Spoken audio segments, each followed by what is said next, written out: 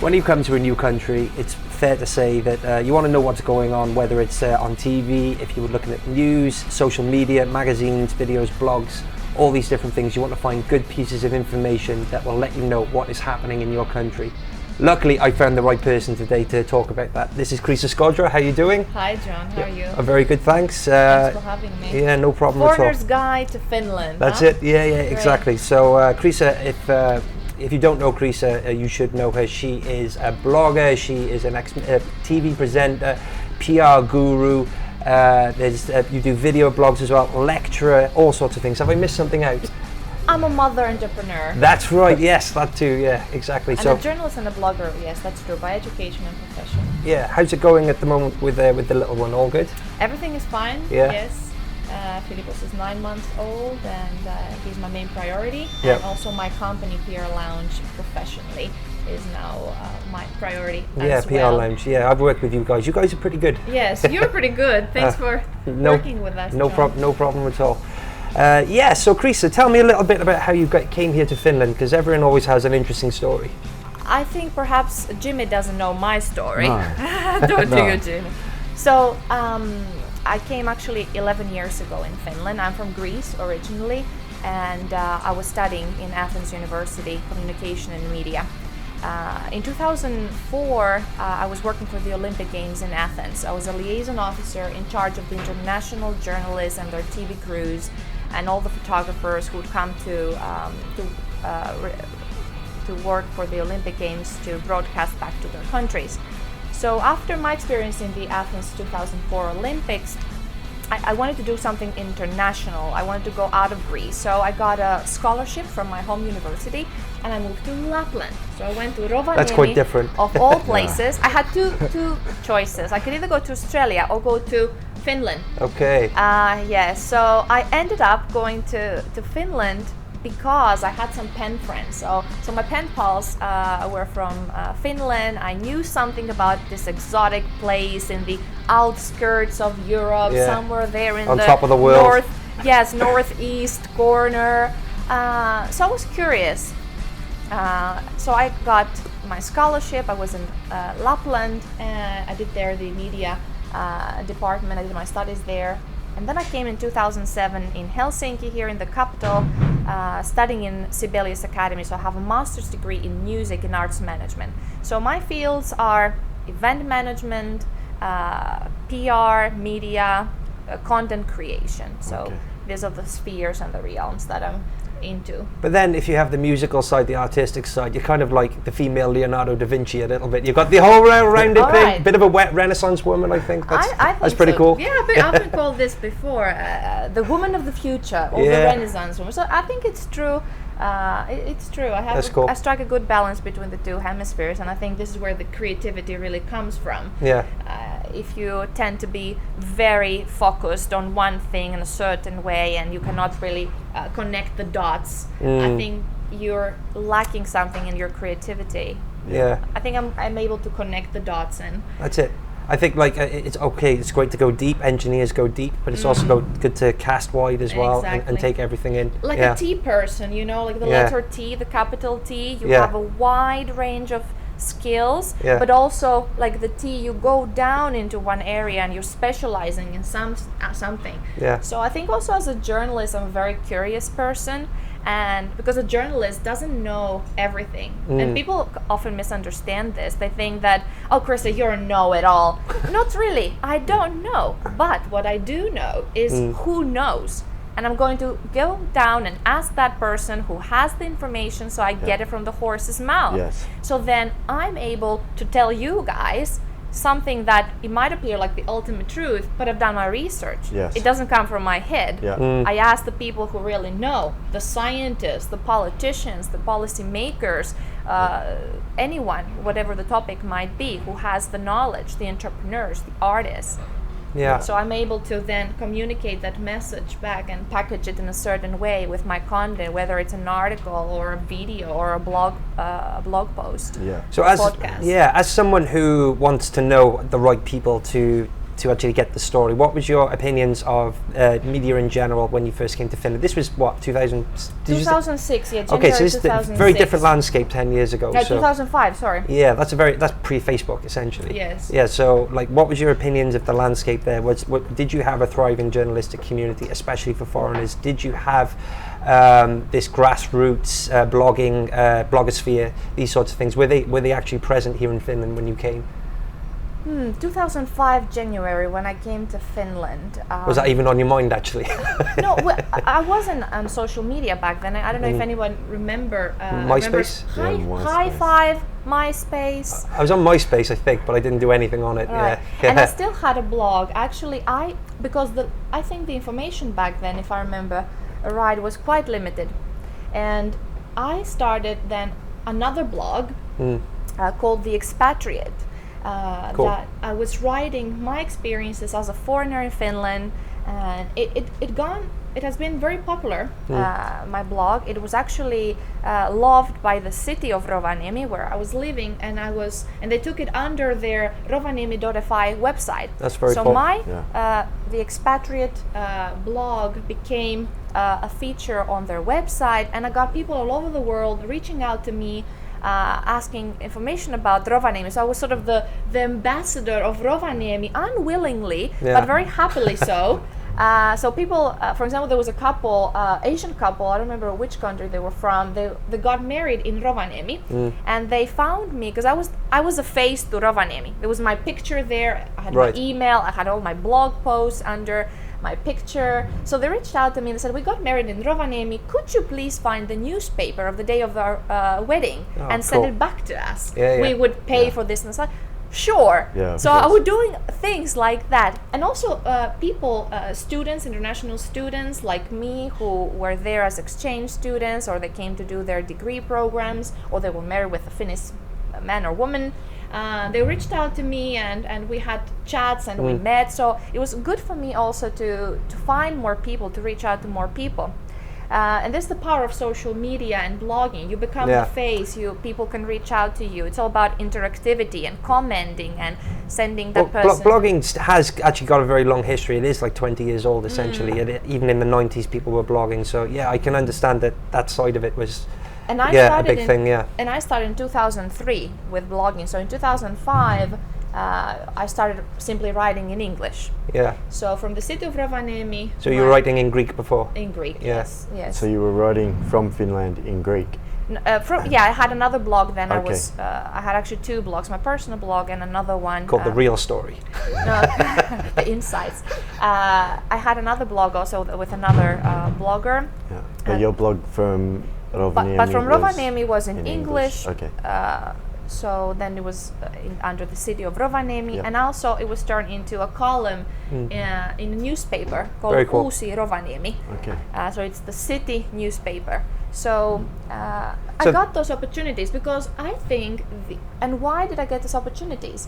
Because I came up with something that I noticed it was missing. Yeah, okay, interesting, yeah. So there was a lack. And I said to myself, Krista, you're a journalism student, and you're a blogger.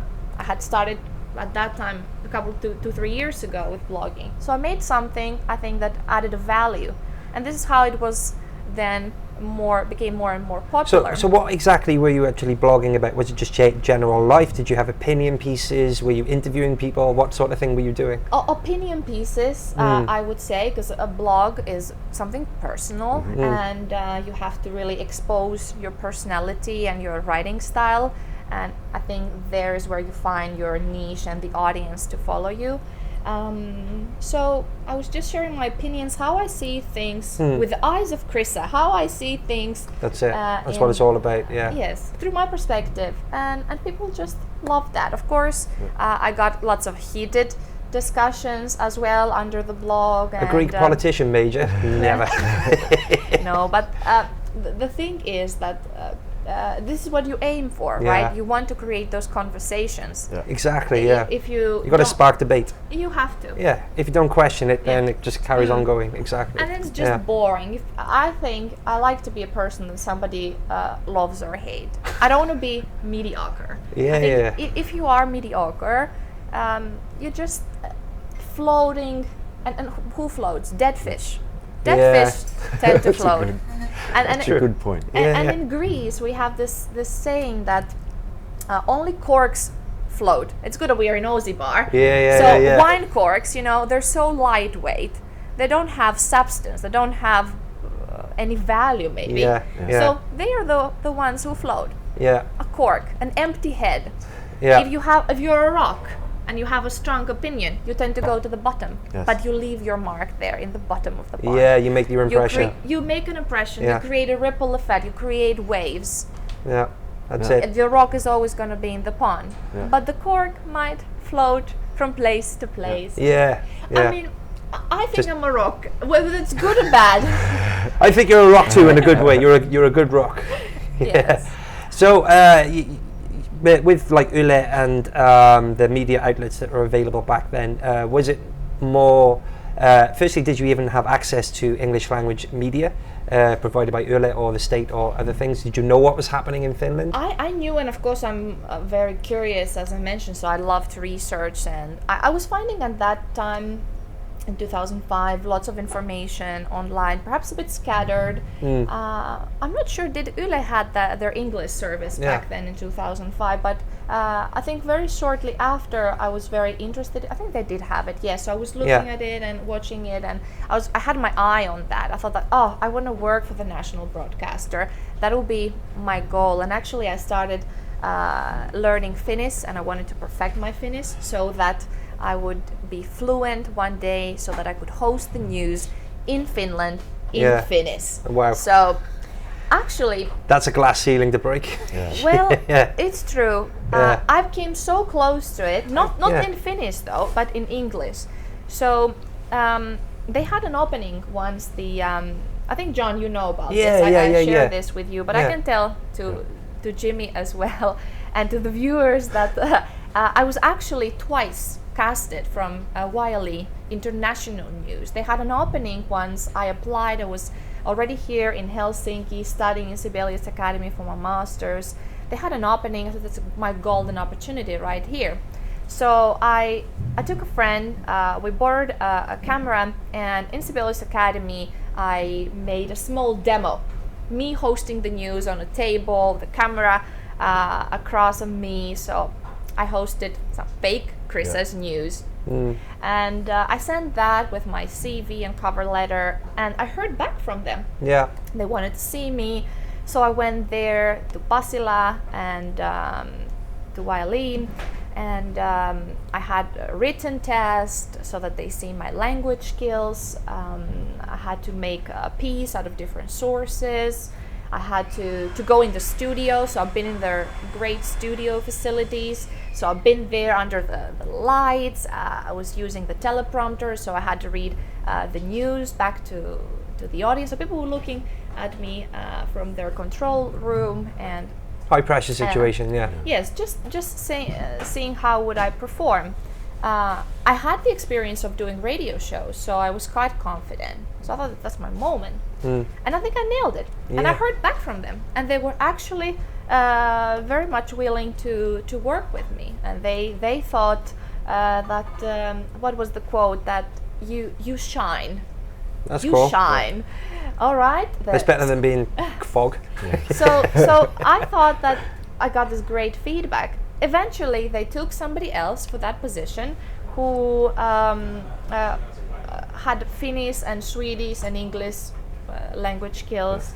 And I think she was maybe returning from a maternity leave, if I'm not mistaken. It's been many years ago. Yeah. But in any case, they had to hire that employee back, and that was fine. I was called again. That's Finnish law. That's how it works. And that's fine. Yeah. That's fine. I was just like, that would So have close. been my moment. Yeah. So close. Yeah. So close. And then the second time again for a radio show. So I went there. I was interviewed, and actually they were asking me, and that's a good tip for if somebody ever gets invited to Yle for an interview. You have to know a lot of names of politicians. What's happening in the scene? You have to prove that you know. Okay. So they were asking me, who is the prime minister? Who is the minister of this? Who is? I don't know if Finnish people would even know. No, I'm just thinking now. Is it the onion guy, Sipilä? I know it's Sipuli, but No, Sipilä. But the thing is that that I happen to know lots of names because I was curious and I was reading the news, so I went somewhat prepared. So they were asking who is the CEO of Nokia and what is the biggest industry in Finland, is it forestry or whatnot. So we did this kind of conversation. It was the very interesting interview setting. Yeah. And then the radio demo. Okay. Again, nothing came out of this.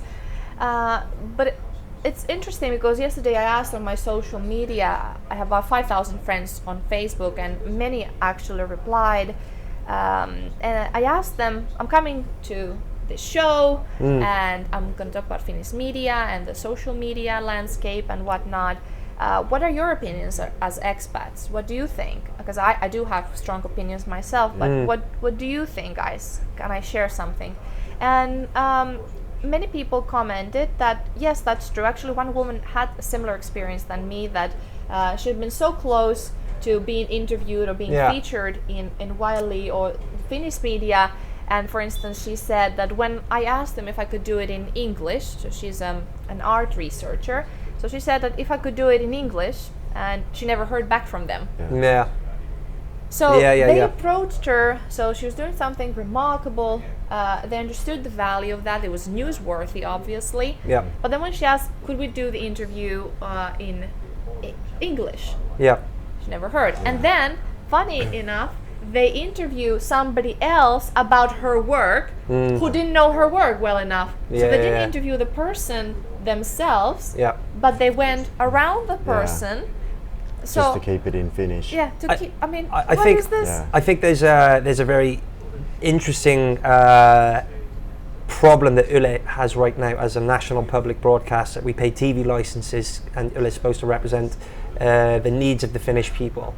Now, the fact is that at least, particularly in the Helsinki metropolitan region, but also across the country, the landscape is changing. There are more immigrants coming in. There are more people making their homes here. The EU borders are open. So I think that there needs to be this representation. It's quite fair to say that at least if you look at the news, you would 100% say all those guys are Finnish. There's definitely no Afro-Caribbeans up there or anything like that, and that's fine because the mix isn't there. But I do believe that there needs to be some voices on Yle and maybe some other channels which are representing the community which wasn't born and bred in Finland. And actually that's partly what we're trying to do here, to be honest, as well. And that's excellent. I think that's brilliant what you're doing, because you're putting our voices out there, whether they like it or not.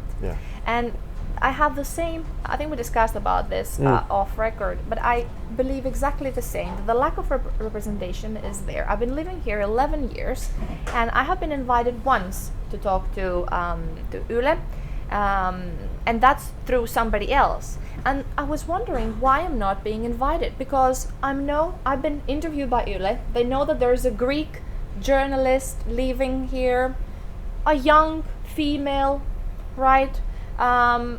Who might have an opinion about what's happening, whether it's the Greek economic crisis or something else. Would have been a perfect. Inside story. Perfect opportunity. Why did I leave Greece? Why am here? Nobody has ever approached me, and I'm not saying that I'm not going to self-invite myself. Like, please invite me. I wanted to share my story with you. We all have those annoying friends. But I'm very vocal and quite visible, I would say. So if a journalist, a colleague who works on one of the Finnish media would done an online search, the Greek living in Finland, you'd be at the top of that list. I think I would be on the top of their Google or search engine searches. So they could reach out, say, hey, there's this Greek girl here who has studied in Finland, lived here so many years. So I could give them an insight to what's happening in Greece, or why did I move here. But nobody has ever reached out to me. Do you think that it's changing? I don't know. I think the media landscape is changing in Finland and globally. And in my home country, there's lots of people losing their jobs, and media outlets are being shrunk or bought from bigger conglomerates and bigger companies.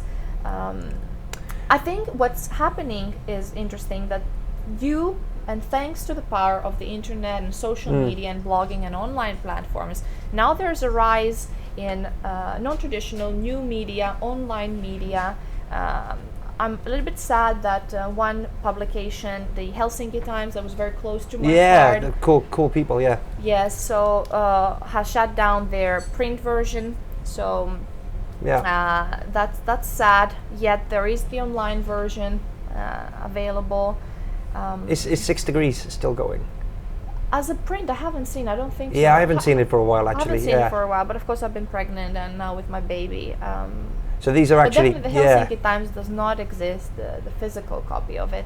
6 Degrees was actually, I believe you could just pick it up on the metro. Yes, Yeah, yes. exactly. So it was a free Press, Yeah. great coverage, many places. I think the Aussie Bar maybe even had a stand. Yeah, they where were you in could there. pick Yeah. up Oh, the- that's true. Yeah, that's true. If I'm not yeah. mistaken, because I remember sometimes if I would come from Kamppi, somewhere here in the area, I would just come inside and Yeah. pick up a newspaper on my way to home. And I would say for me it is true. Like, okay, I occasionally do watch the English language news, but in general, it's sorry to say it, it's Facebook actually where I find out what's happening around me in Finland. If I want more in-depth news, I use the Guardian International.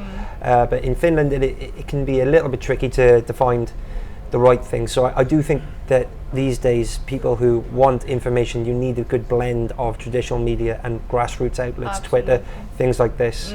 Yeah, I mean, And this is where yeah. the news travel the fastest. Of course, traditional media have their social media teams, and they scatter. They're Yeah. gathering information around the blogosphere and the social media world. Yeah.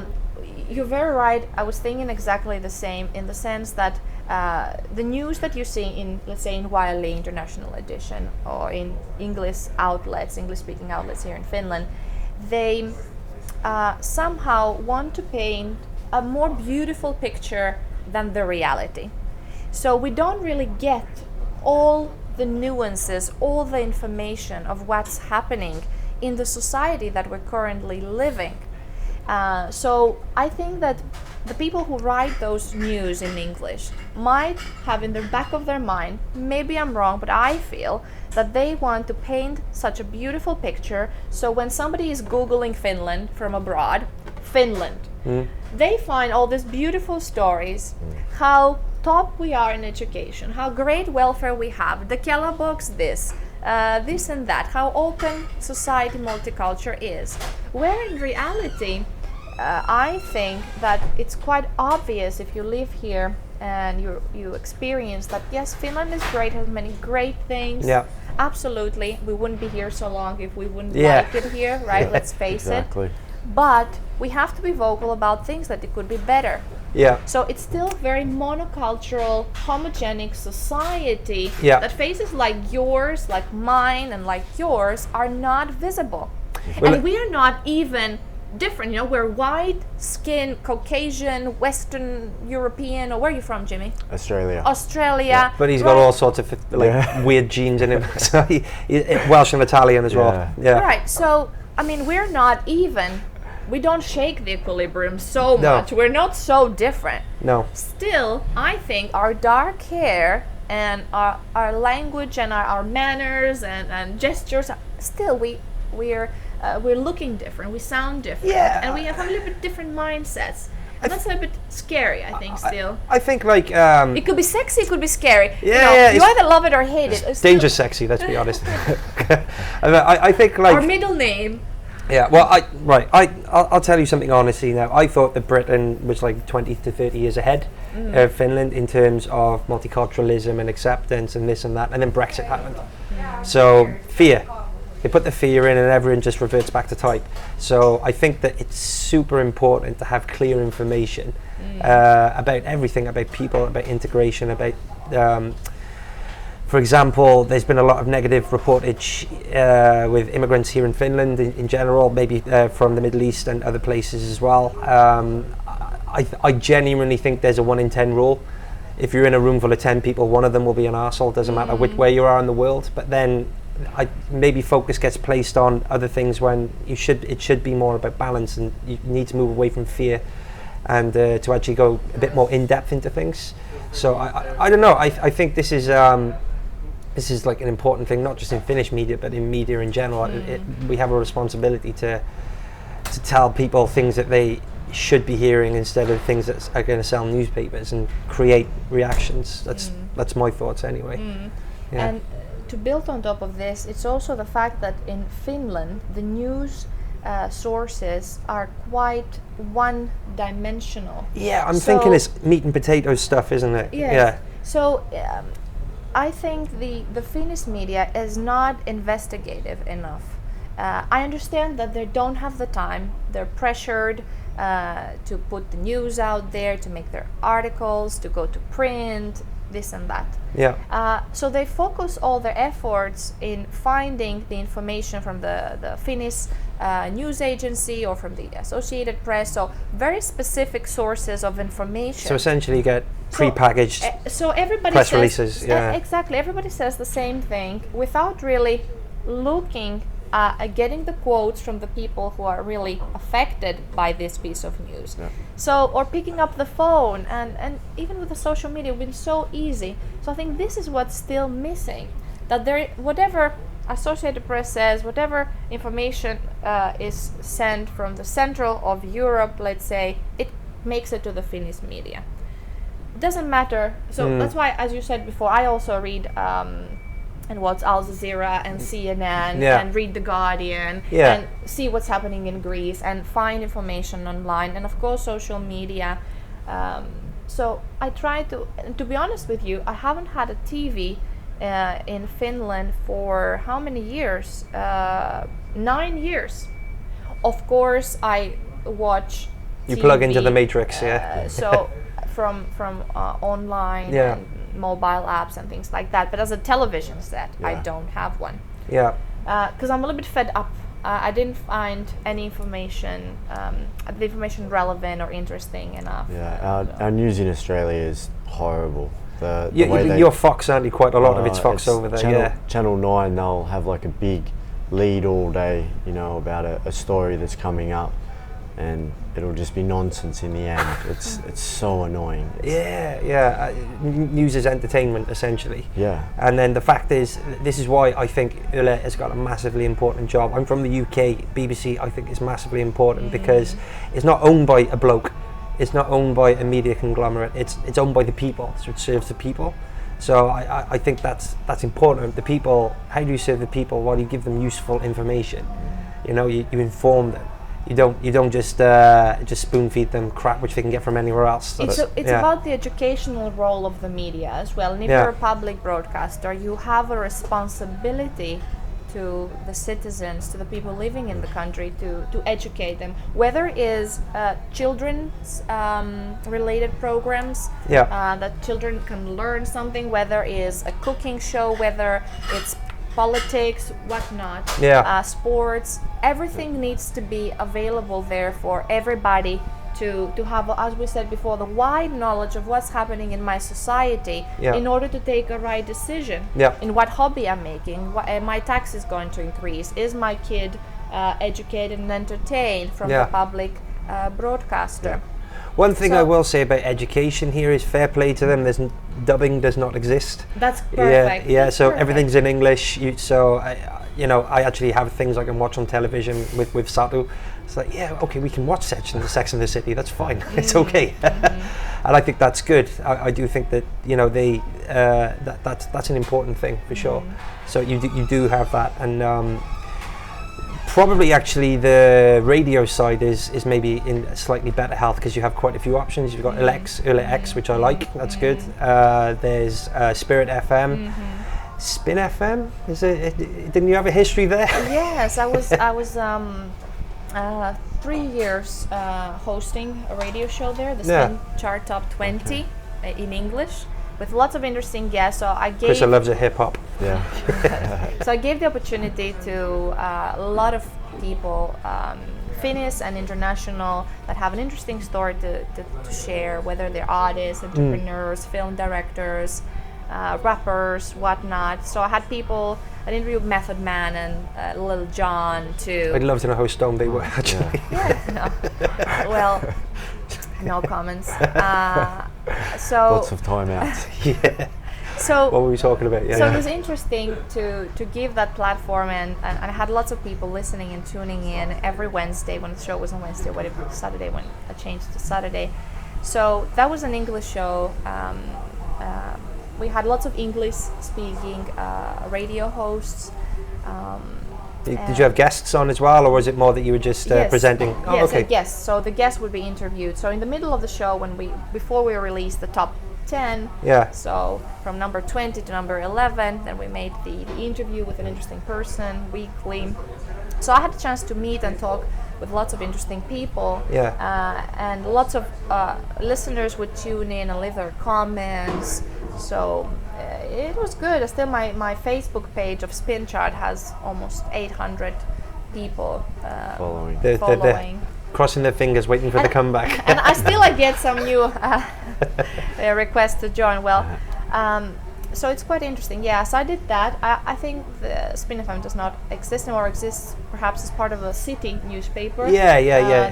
There's only an online version of it. What I think is quite a common trend here, probably in the rest of the world as well, is Spin, Basso, Spirit. It's young kids who's listening. So, and the young kids here are massively proficient in English in general, especially in Helsinki for sure. And I'm pretty sure it's the same across the country as well. So I think that's good. I think that we're going to see a big shift in the next 10 years when all these people grow up, and then all the non-Finnish, non-English speakers retire from the workplace. I think there is going to be this sort shift. of natural actually. selection, sort of. Yeah, That's true. Yeah. Yesterday I was watching this young 15-year-old girl YouTuber. So in Finland there's lots of YouTubers. So I have been interested in vlogging for 5+ years already. I have done a few things in video blogging. You're an award winner, actually. Yeah. From my work with Fujitsu as a tech blogger, so I've done a couple of video blogs for Fujitsu, but mainly written stuff, blog posts. But I want to shift to video blogging. I think it's easier to do, being a mother entrepreneur, or a mother content creator. I don't have so much time, but if you talk to entrepreneur. So if you look at the camera, put the camera on, and blah blah blah blah blah. But still, of course, you need to build this. It's not easy unless you just want to throw in every brain fart you have into the camera. But that could be a hit also. But in any case, I think the new generation that you mentioned of Finnish teenagers who are multilingual, multicultural, they travel, and they're a bit Americanized. Let's admit it. Yeah. But that's fine. The trends, of course, coming from that part of the world. It's not a problem. Yeah, exactly. It's not a problem. Yeah. So they're very active in YouTube. Yeah. So the Finnish teenagers now are vlogging a lot. And that's great, whether it's a makeup tutorial or whether it's something else. There's lots of fashion and makeup related vlogging and blogging in Finland. What I noticed before when I first came here was that it would take like 2 years for whatever thing it was, whether it was Facebook or Snapchat or whatever, to catch on here. It would take a little bit more time. Now I'm thinking, is that just because I'm an old bastard? But I think the kids today, the point is like they're so literate and comfortable with multimedia communication, because they're doing it themselves all the time, like Snapchat in their, their video messaging, their FaceTime, in their YouTube, in their doing whatever. I see lots of kids today doing live broadcasts on Facebook all the time, just walking to school, just so they can just talk to people and say some stuff, So it's all interesting, the way people communicate with each other. It's changing for sure. But Scandinavia's always been big on like their blogs, haven't they? Like it's always been quite popular. Like they have big blog awards and stuff in Sweden for Scandinavia. In Sweden, I would say yes, but in Finland now the blog awards and all this is a relatively new phenomenon. So when I started here in 2005 and 6, blogging and my blogs were popular, not many people were still very actively blogging, and they have the privilege of being Finns. So when they started after me blogging in their native language, their blogs became suddenly hits, and now they're award waiting and all that. Yeah. But I'm not sure, is there an English-speaking category for any of the blog awards here? I don't know. I was wondering. It's a good question. We have to check Look on into this. Yes. Yeah. But I guess the video blogging and the YouTube and that sort of stuff is just the next progression, really, isn't it, from blogging. And one other thing which I think is super interesting is, like, a lot of people would follow blogs for lifestyle choices, for information, for fitness stories, whatever. Facebook groups are almost starting to push into that territory now, because I mean, like, there's literally a Facebook group for everything. My mate wanted to find organically sourced pork from Lapland. There was a Facebook group for it. He's in that, and he's got it. It's fine. So, like, the role of sourcing information and finding, like, practical things that you can do in your life. These Facebook groups are quite interesting. Absolutely. And this is what I do, and where I spend my time now. I'm sourcing information from those groups.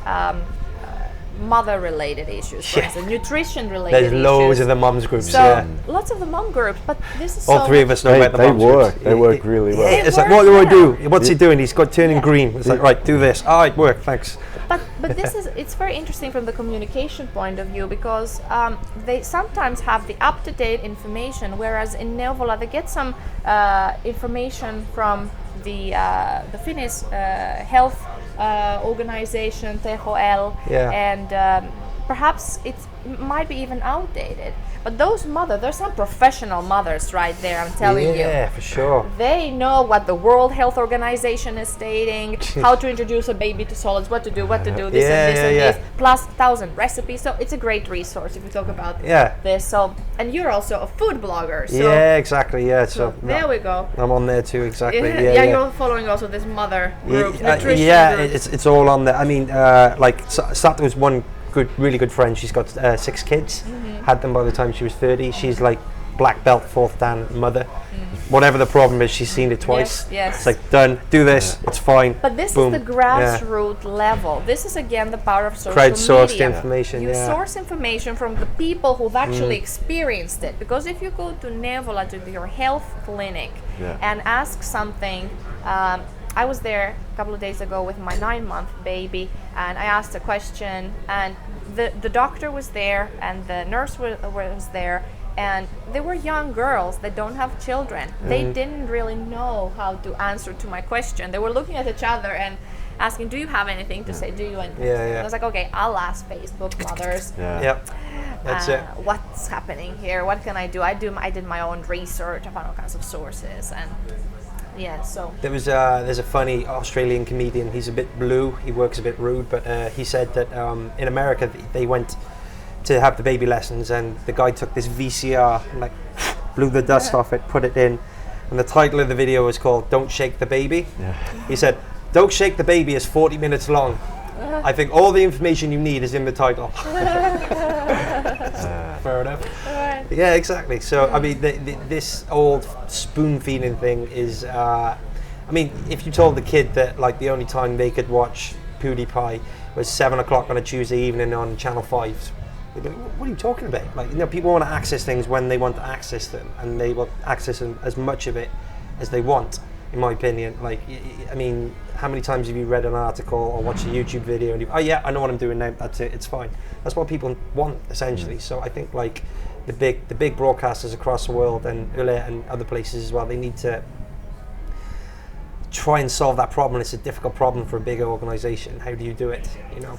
And to bring some fresh faces and fresh ideas. I feel the problem with the Finnish media landscape is there is a paradox. At one hand, they want to be multicultural, multilingual, but then again, they end up being very monochromatic and one-dimensional, without really bringing the colors, the people, the faces, the languages to the forefront.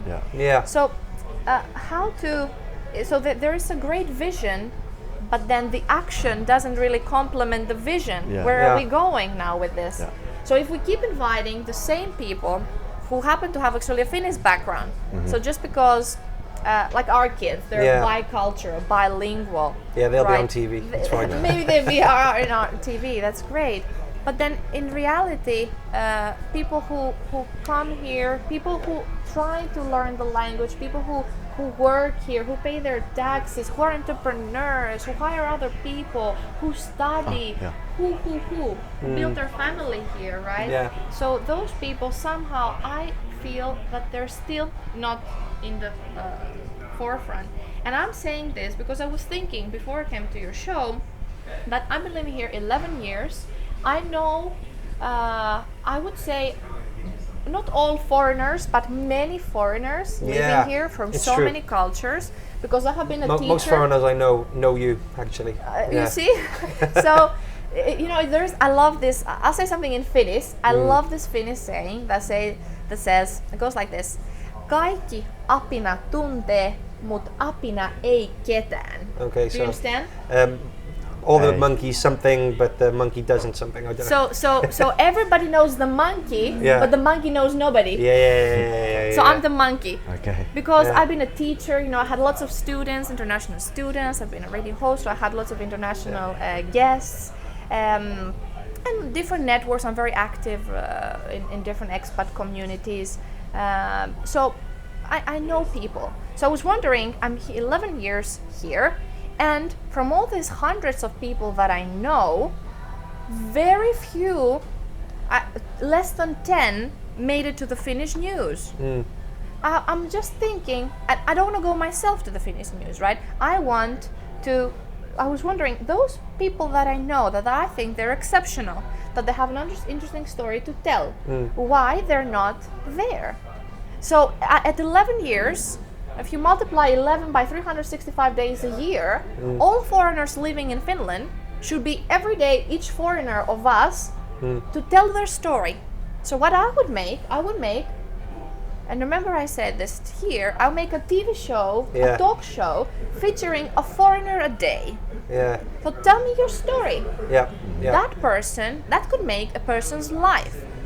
Whether psychologically they feel better to, somebody Get it off the cares. chest. Yeah, somebody cares to listen to me.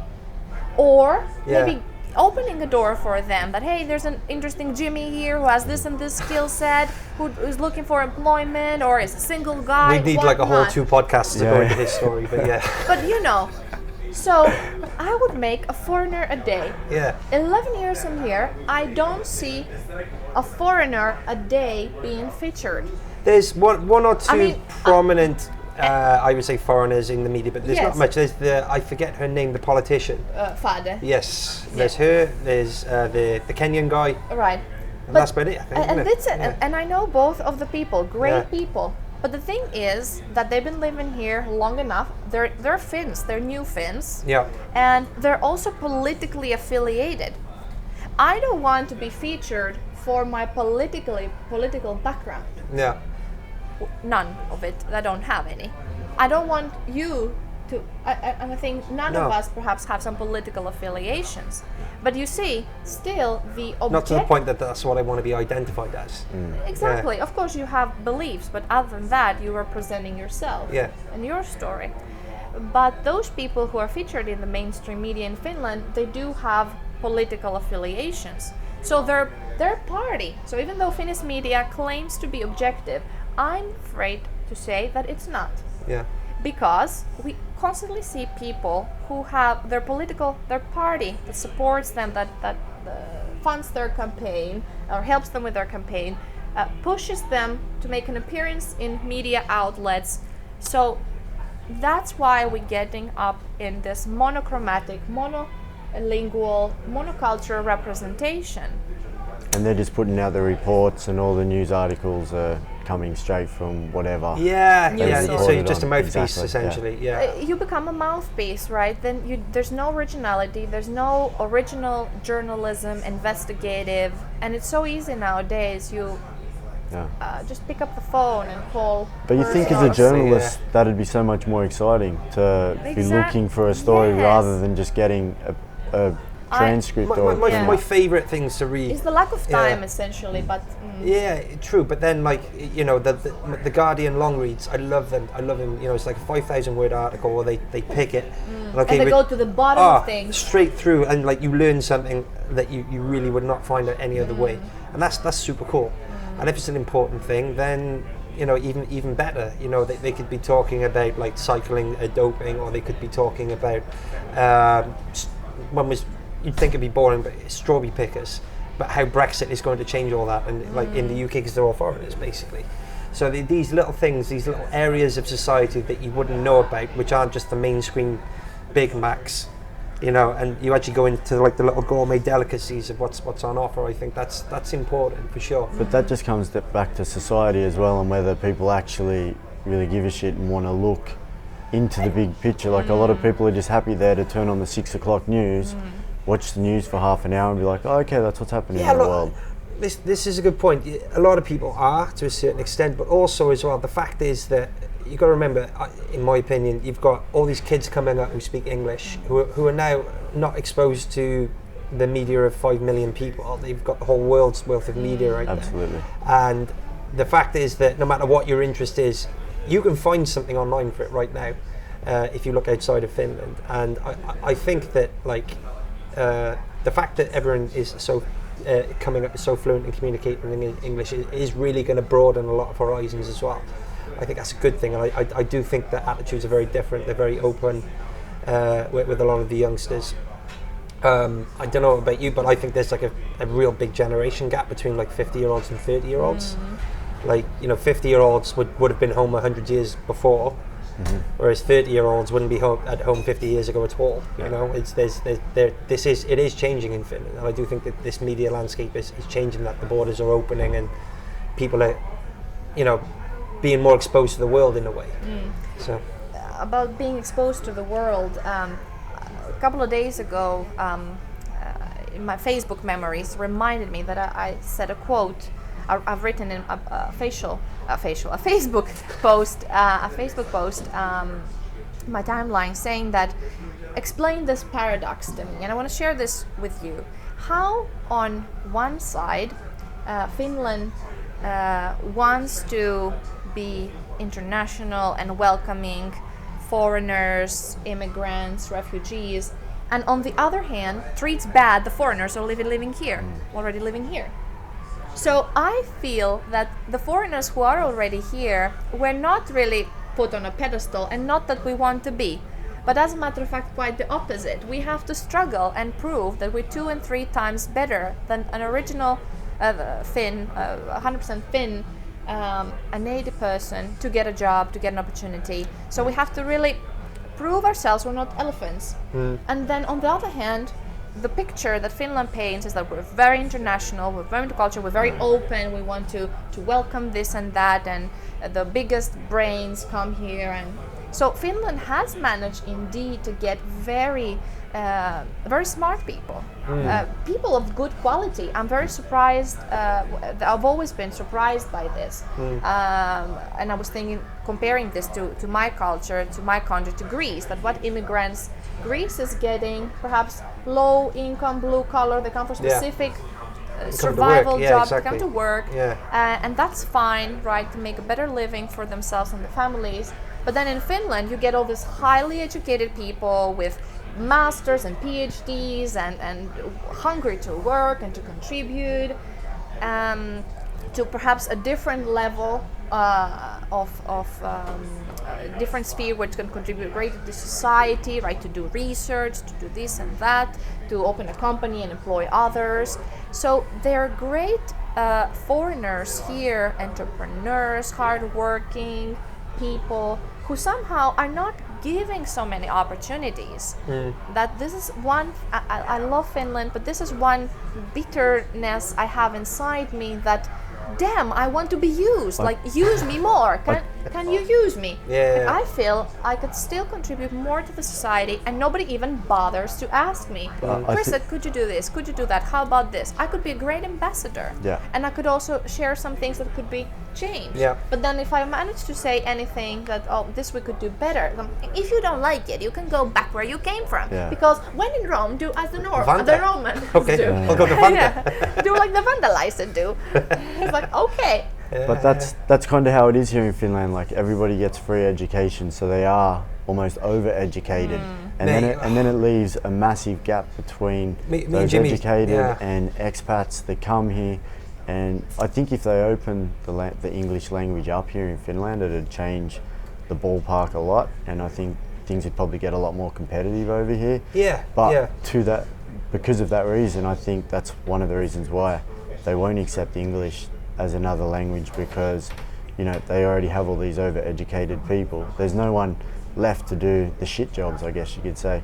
That's where the expats come in, and Finland's in an interesting position at the moment where basically it's been kind of protected in a way. You've had like these, all right, this is the company that does this thing.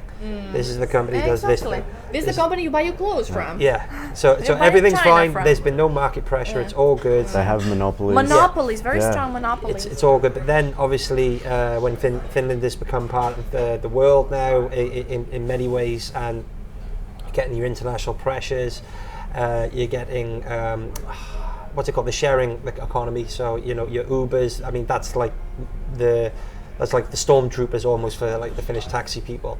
These pressures are starting to change, and the fact is that because there's no strong history of competition, the change is coming slowly.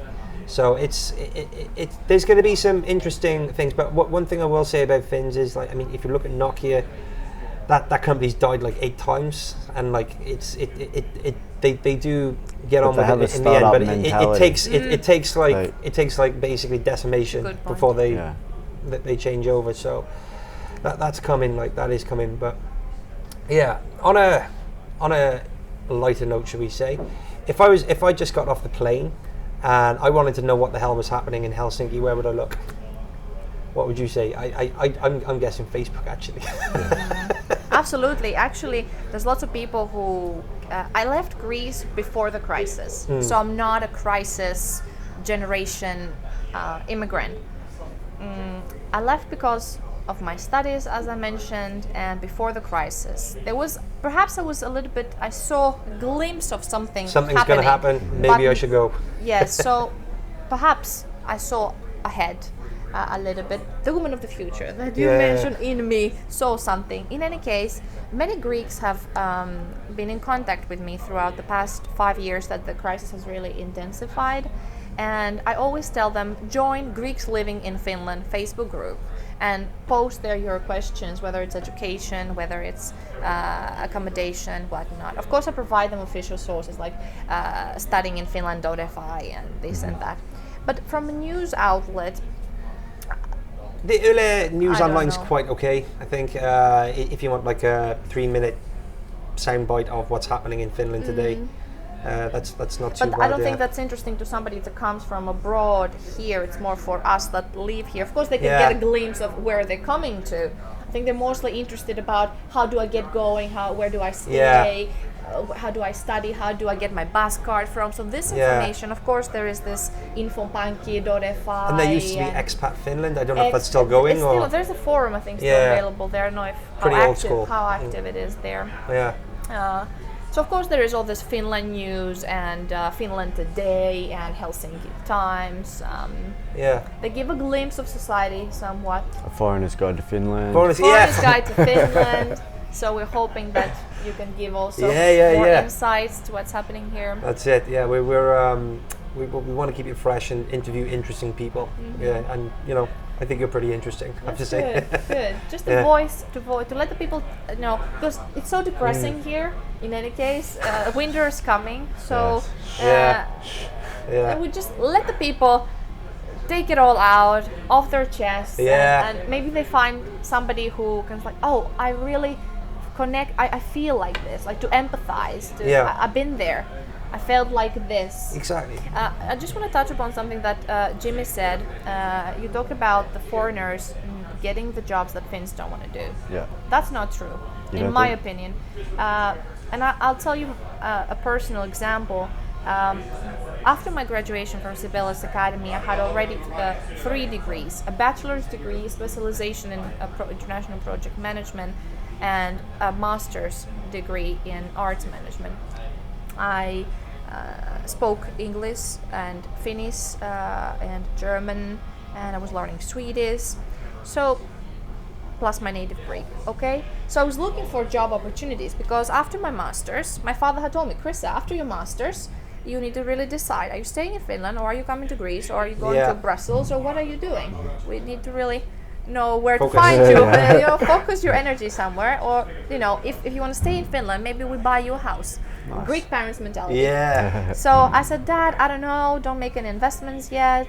I was applying for jobs. So I even applied to a job in Sanoma talo to become a postinjakaja, to deliver the post Internal inside, post. Yeah. so the internal post inside the building. And believe it or not, I was rejected. I was like, I can read what's on the envelope Yeah. and take it to the person on their desk, for God's sake. I have 3 degrees. Maybe you were overqualified. Yes, but you know, this is what many people said. But Yeah. if somebody really wants to stay in the country, and many people Yeah, like it's they true. have visa issues, like my Chinese friends, that they have visa issues, and they really need to find here an opportunity, study or work, something to keep them here. This country, unfortunately, does not give so many opportunities to foreigners. Yeah. And I was like, I could do the job.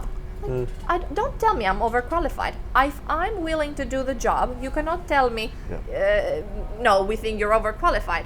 Because for me, I have explored my other options. But then I was rejected because I don't speak Swedish and Russian and this and that and that. Svenska. But that's what you come back to, isn't it? Like you have to lower your standards, I guess, when you find work over here. Like you and I both ended up moving furniture for Quite a few months. while, yeah. What was interesting was you'd be lifting a sofa with some beardy, hairy man, and it's like, so what do you do then, or what's your story?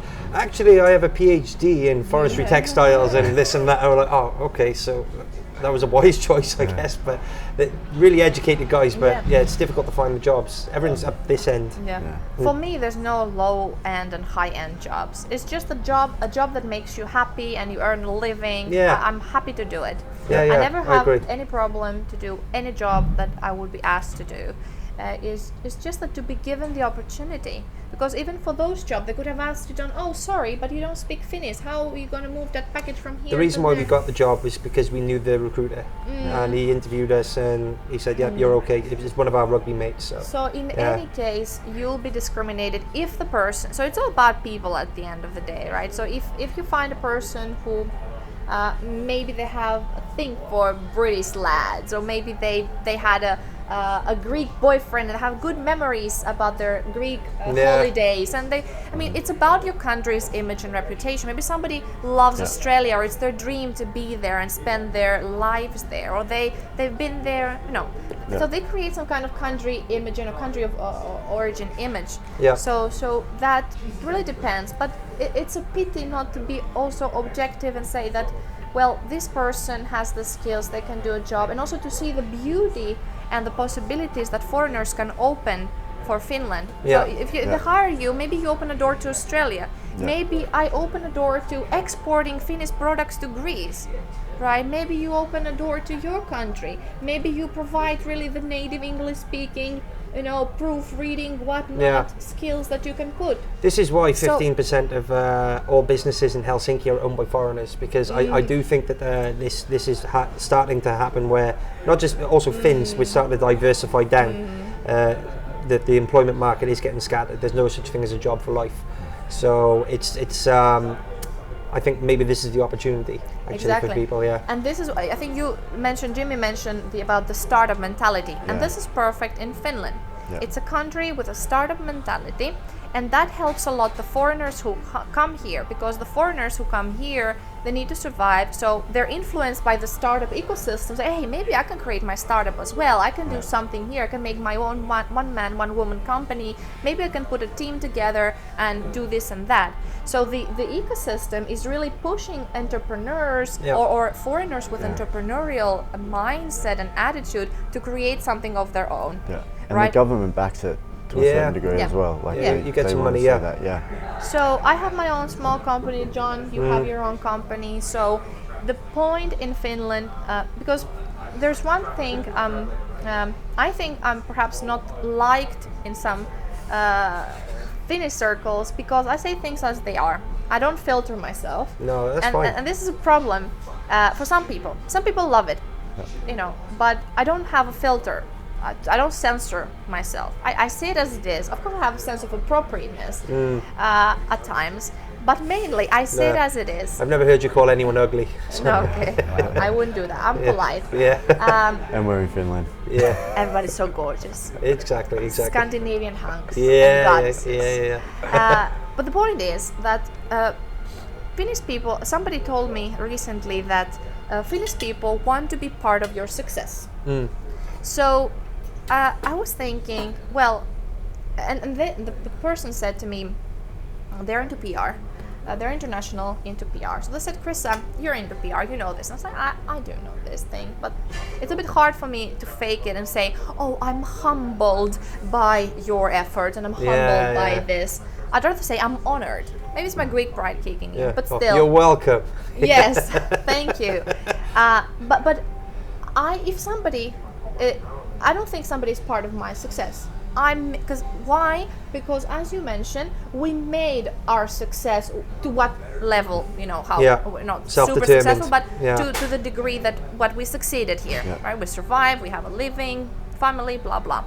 So we managed, we've struggled with our own strong will and some support from close people mainly to overcome all these obstacles. So I don't feel I'm owning any of my success to anybody rather than myself, and my parents will finance my master's studies while I was here, and that's about it.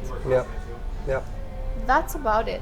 And I'm very that's a good grateful, attitude. And I'm very grateful, of course, that I got Finnish lessons for free at Helsinki University and the University of Lapland. So I love Finnish language. And I'm very grateful that I learned at all the levels there for free. And I got free education from a master's, but to complete that I put a lot of work and a lot of effort. Did you study your master's in English or in Finnish? In English. Okay, But I was just learning English as Finnish on the side, for free. I couldn't do a master's in Finnish. I mean, it's difficult enough. I mean, it's impressive enough you did it in English, to be honest, because that's your second language. So I mean, studying in a second language would be super difficult. I think I could have done it in Finnish. I was contemplating. Would you have all your hairs left after if you did that? I have still lots of grey, I think, from the period that I did in English, but yes, that's another story. Well. But yes, so we don't own, we're very thankful of many things. I'm very thankful of everything I've gotten, but also I know that this comes from the taxes that I paid. So there is this... That's true. You pay the taxes. This country is geared up to support you, actually, so it should support Whereas in Greece, you pay taxes and nothing comes back to you. So, or do they pay taxes? They do. I don't know. People pay taxes a lot in Greece. Some people don't, but the everyday Joes, like my parents, exactly. they pay There's so lots many of taxes, really good people in Greece. And you go to a hospital and there's no syringe and you have to bring your own toilet paper and things like that. In any case, perhaps that's another episode. But Krista, hey, it's been an absolute pleasure to talk to you. Seriously, it's you, really good. Thanks. I hope you guys here. at home got a bit of a sense of where to find information, what the media landscape is like here. And Krista, where can they find you if they want to get in touch, or if they're looking to have something managed for them in terms of your PR company? Where can they find you? Right, so you can find me at www.krisaskodra.com, CHRYSSA, and you can also find me to prlounge.co. That's my company if you want any event being organized or any PR services. And of course on social media, Krista Skodra everywhere. Instagram, Twitter, Facebook, whatnot. Just hit Google, you'll find it for sure. Yes. And thanks a lot, guys. Please do remember to subscribe to the YouTube channel if you haven't done so. Please also go to Patreon. I know it sounds weird, but that'll really help us out to produce some good content. Strange name, great concept. We're on all the social medias, all the links will be below, and we'll be coming back to you soon with another guest. See you later. Cheers.